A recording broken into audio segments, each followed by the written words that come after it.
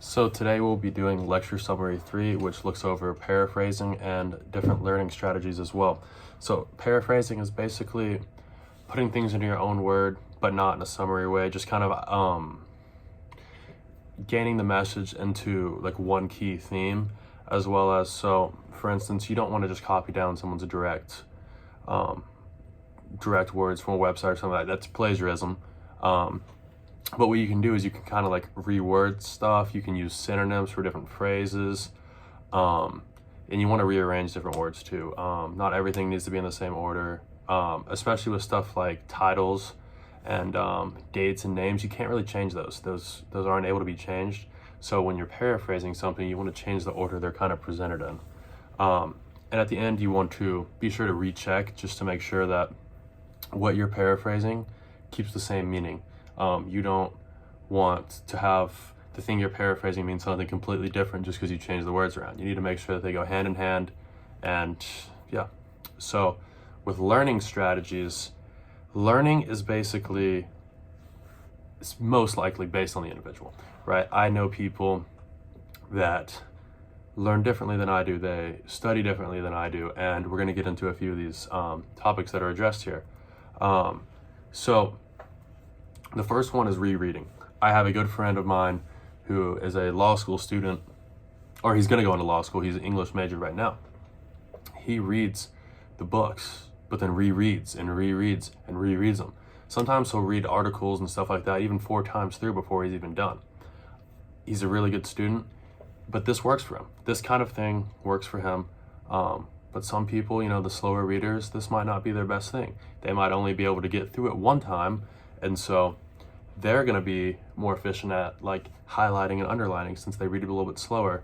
Like as they go ahead and highlight and underline stuff, annotate right next to it, make the key points. That way they're not having to reread everything and take up all that time.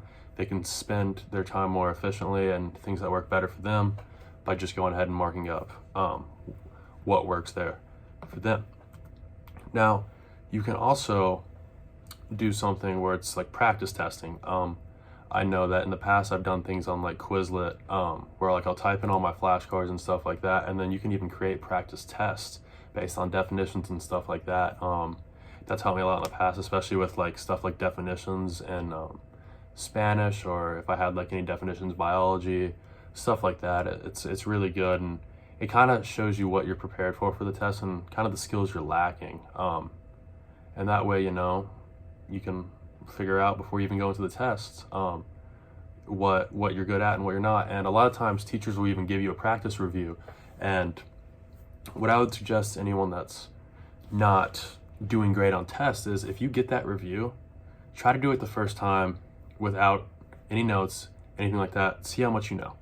And then after that, go back through the notes, add what you missed, stuff like that, and then study that. Study the things you really missed. And I would probably study the things you for sure don't know at least 2 times more than studying the things that you have a better grasp of. And lastly, kind of something I do is what's called distributed practice on here, where you kind of set chunks of time out throughout the week for certain practices. Like I know I make a Google Excel spreadsheet